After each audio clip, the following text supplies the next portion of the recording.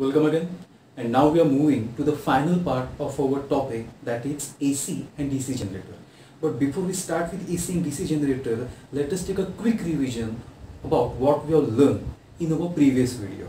In our previous video, we have learned about electromagnetic induction, induced current, Faraday's law, and finally we have learned that whatever current that is produced by generator, that current can be in same direction or direction of that current can change alternately. Depending upon that, there were two different types of current, direct current and alternating current. So this was the part that we covered in last video. Today, let us once again take a quick look at how this electromagnetic induction exactly works. So this is a device.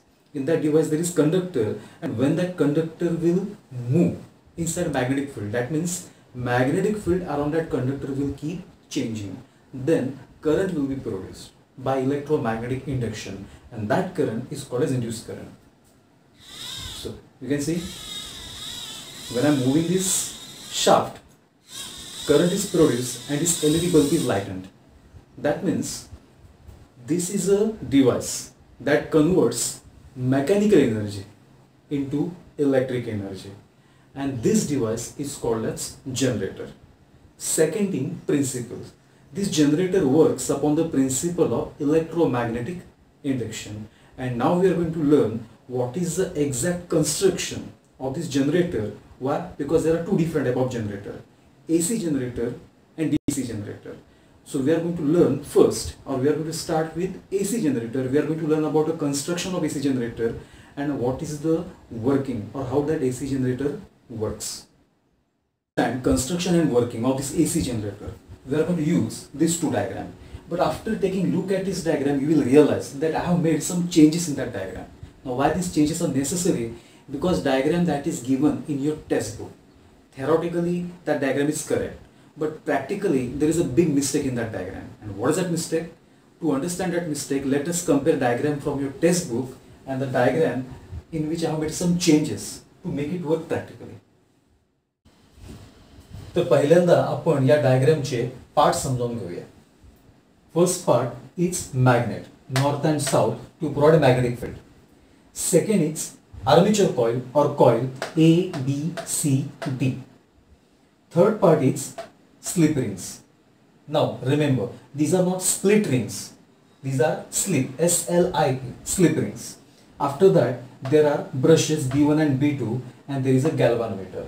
So in this construction, there are total 5 components. First is magnet. Second is armature coil. Third, 2 slip rings R1 and R2. 2 brushes B1 and B2. And last component is galvanometer to find out presence of current in the circuit. Now let us compare this diagram with the diagram that is given in your book. So after comparing two diagrams, you will observe that I have made one change. In the diagram that is given in your book, axle is present. तुमच्या पुस्तकाची diagram दिलेली आहे त्याच्यामध्ये axle आहे, पण ती इकडे मी axle दाखवलेली नाही. दुसरा चेंज तुम्हाला असा दिसेल की पुस्तकात दिलेल्या डायग्राम मध्ये आर्म AB जो आहे, आर्म AB इकडे बघायचं आहे तुम्ही, हा आर्म AB B1 ला कनेक्ट आहे आणि आर्म CD हा तिकडे B2 ला कनेक्ट आहे. पण इकडे मी काय केलंय बघा, आर्म AB मी B1 ला कनेक्ट नाही केलाय, आर्म AB मी कनेक्ट केलाय आतल्या बाजूने स्लिप रिंगला R1 ला, आणि आर्म CD हा सुद्धा मी B2 ला कनेक्ट न करता तो पहिल्या स्लिप रिंग मधून पास होऊन आतल्या बाजूने दुसऱ्या स्लिप रिंगला म्हणजे R2 ला कनेक्ट आहे.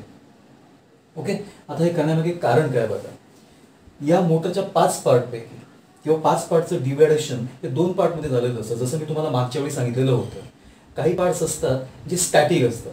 स्टॅटिक पार्ट म्हणजे जे पार्ट मूव्ह होत नाहीत. आपण ज्यावेळी मोटरचा व्हिडिओ बघितलेला त्याच्यामध्ये मी तुम्हाला एक्सप्लेन केलेलं होतं.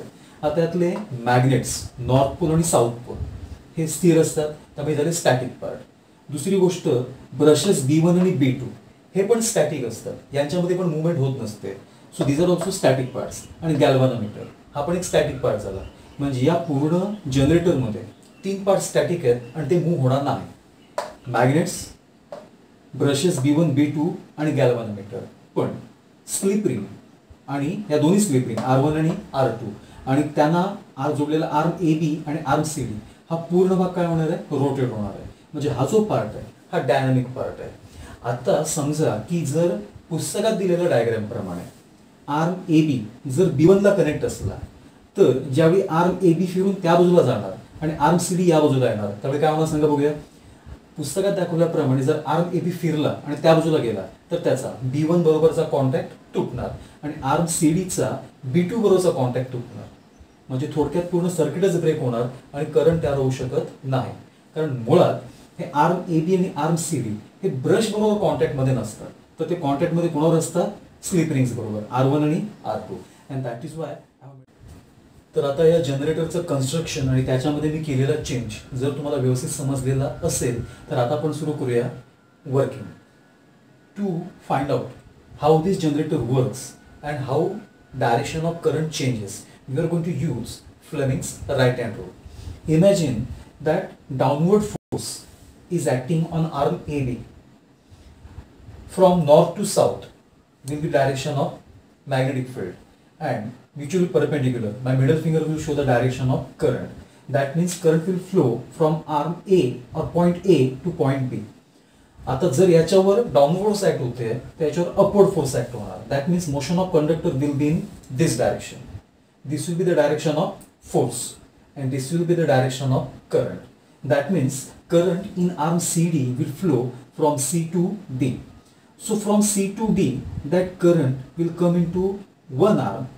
First it will enter into, look, this arm is contact in R2. So current will enter into R2. From R2, that current will enter into B2. From B2, that current will pass from galvanometer to produce deflection. From galvanometer, that current will now first enter into D1, and from D1 that current will come into R1, and from R1 now that current will return in from A to B. So this will be the direction of current in first half rotation. पहिलं half rotation ज्यावेळी असं होणार आहे त्यावेळी ही असणार करंटची direction. पण ज्यावेळी ती कॉइल उभी होणार त्यावेळी थोडंसं त्याच्यावरचं मॅग्नेटिक फील्ड आता पॅरलल झालेलं आहे, मग करंट प्रोडक्शन कमी होणार. पण इनर्शियामुळे ती कॉइल आता फिरून परत हॉरिझॉन्टल होणार.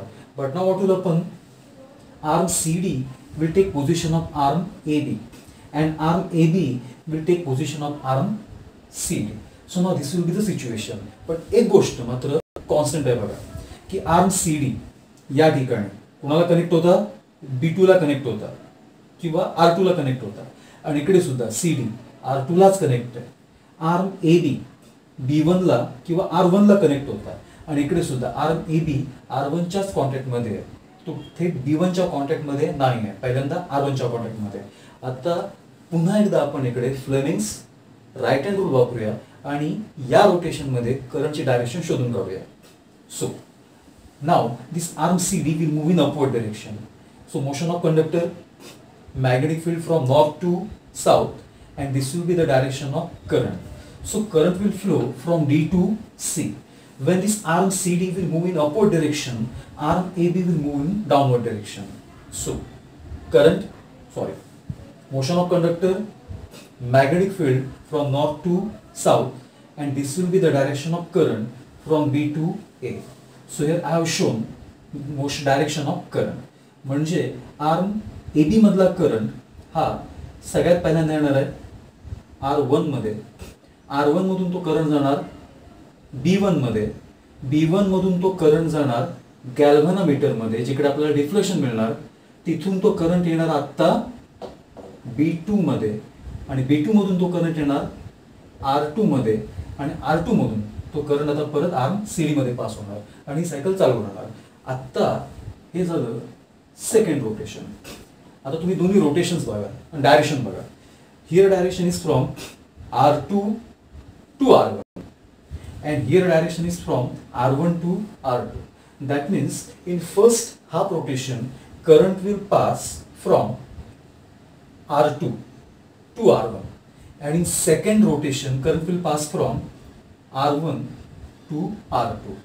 That means direction of current will keep changing alternately, and that is why this generator is called as alternating generator, and this current which changes direction as well as magnitude periodically is called as alternating current. पण अर्थातच practical यूजसाठी या जनरेटरमध्ये काही बदल केलेले असतात. The generators that are used in hydroelectric power plant or any other power plant, in that instead of single loop, many loops are used. Why? Because when we are using single loop, current will be produced, but that current will be very small in amount. So to increase that current in amount, what is done? Many loops are used instead of one loop. So this is how AC generator works and how alternating current changes its direction. I hope you have understood this all part. In next video we are going to learn about DC generator. पण अजून एक गोष्ट की सगळ्या प्रकारचे power plant म्हणजे आपण आपल्या घराची वीज वापरतो किंवा आपण आपल्या appliances TV washing machine freeze हे रन करण्यासाठी जी काय आपण इलेक्ट्रिसिटी वापरतो हा पूर्ण करंट अल्टरनेटिंग करंट असतो. म्हणजे जे काही पॉवर प्लांट आहेत थर्मल पॉवर प्लांट असेल हायड्रो इलेक्ट्रिक पॉवर प्लांट असेल विंड टर्बाईन्स असतील किंवा ॲटॉमिक पॉवर प्लांट असेल या सगळ्या पॉवर प्लांटमध्ये जो जनरेटर असतो तो कुठच्या टाईपचा असतो अल्टरनेटिंग जनरेटर आणि जो करंट सप्लाय होतो आपल्यापर्यंत तो करंट सुद्धा कसा असतो alternating current. Y? Because that current can be transferred up too long distance but DC current cannot be transferred up to long distance. So in next video we are going to learn about DC generator. Thanks.